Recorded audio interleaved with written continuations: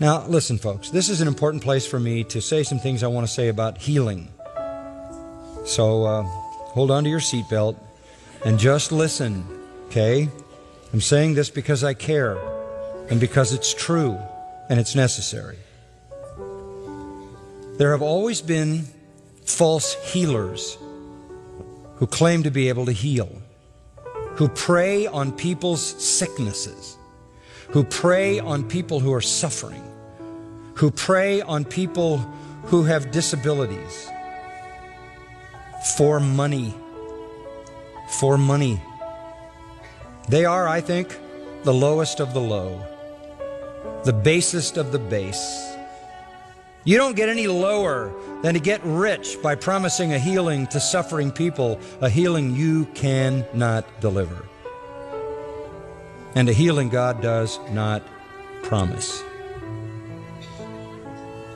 Every time I hear Benny Hinn and his ilk say, if you send me your seed faith, you send me your money, I'll pray over your letter, and God will send you a healing, I grieve in my heart. Those false promises prey on desperate people, and the world is full of them. It is to me the most heinous possible misrepresentation of God and Christ. To me, it is a kind of blasphemy, because the net effect is, you got all my money, I'm still sick, I reject your God. It's horrendous.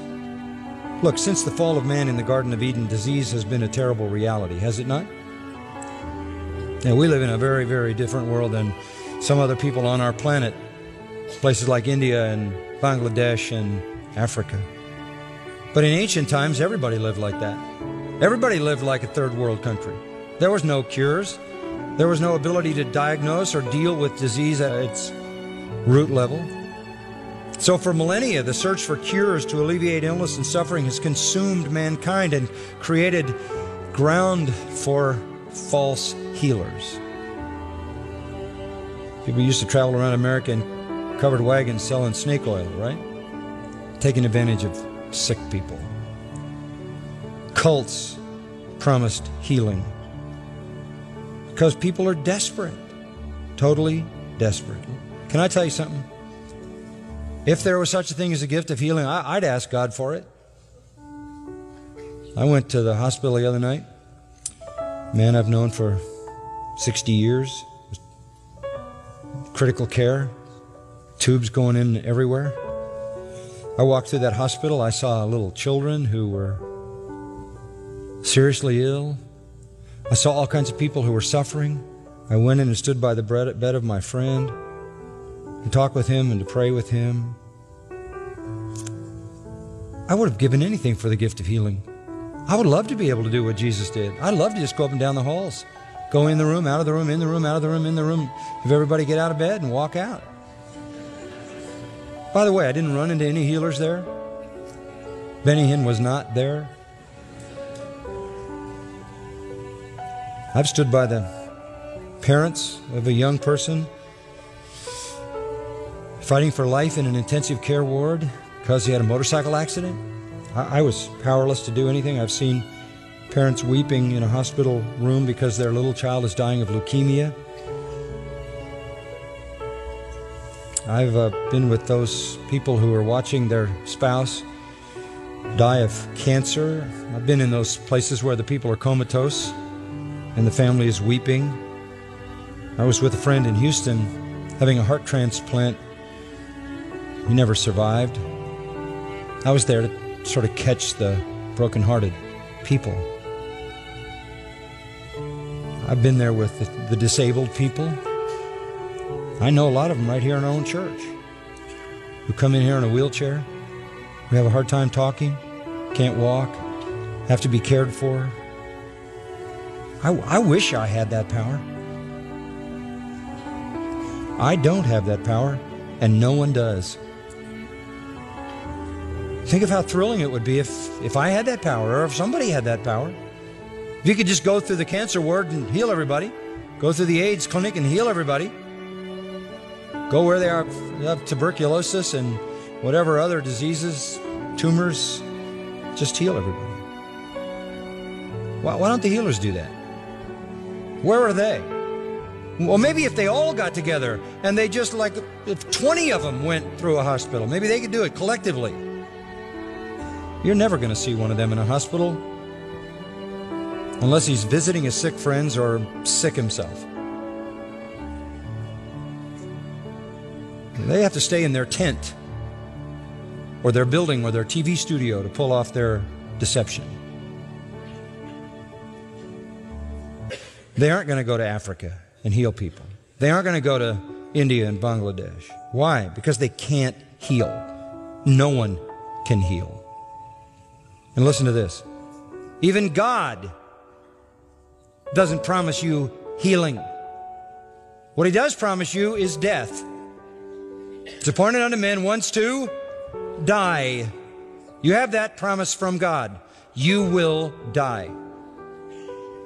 You have no promise that you will be healed. Your faith has nothing to do with whether you are healed or not healed. You can't activate some kind of healing by just believing. That kind of positive thinking is useless and pointless, and people are becoming filthy rich by selling that deceptive lie. I watched one of them the other night that said, send me $1,000. Send me $1,000 and I will talk to God and your healing will come.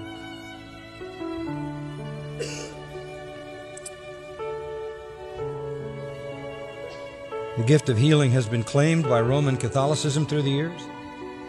They say they have John the Baptist's bones, Peter's bones, pieces of the cross of Christ, and some of Mary's breast milk in a vial. And if you come in contact with that, you can be healed.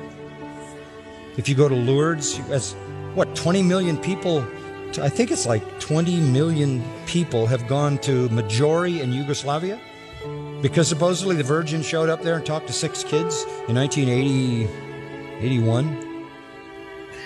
Look, people are desperate for healing. And if you offer it, they'll unload their money if you're clever enough to deceive them. You even have it in the pagan world, the Oriental bloodless healers. But there's no promise of healing. None at all. And whatever they say is a healing is totally bogus. Let me tell you how Jesus healed. Let me give you 6 realities about the healings of Jesus. This is a good place to do this. Number 1, he healed with a word or a touch. He rebukes the fever, picks her up. She's healed by his word, his touch. You find that throughout his healings. There are many of them like that. Secondly, he healed instantly. He healed instantly. Centurion's servant, Matthew 8:13, was healed that very hour. The woman with the bleeding problem, Mark 5, as we'll see, was healed immediately. Jesus healed 10 lepers in Luke 17 instantaneously. He touched the man with leprosy in Luke 5, and immediately the leprosy departed. It's always that way. He heals with a word or a touch, not some incantations, not some formulas, a word or a touch, and he heals instantly. I've heard people say, I've been healed, and ever since I was healed, I am getting better. What in the world? Jesus never did anything that made people start to get better. It was all instantaneous. Thirdly, he healed totally. Mark 1, we just read it. She may well have been dying from infection. He rebukes the fever, and she is fully functioning in full strength. No recuperation period. He didn't say to her, sip a little honey and water and take it easy for a few weeks. He didn't say, claim the healing by faith to make sure you can secure it.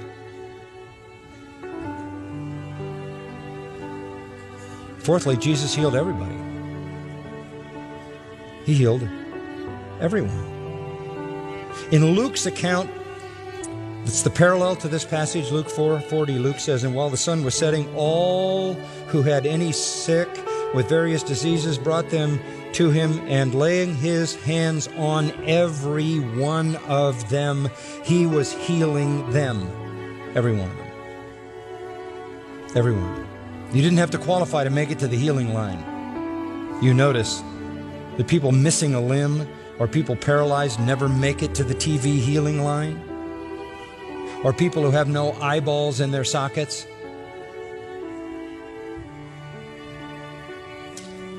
He healed everyone, absolutely everyone.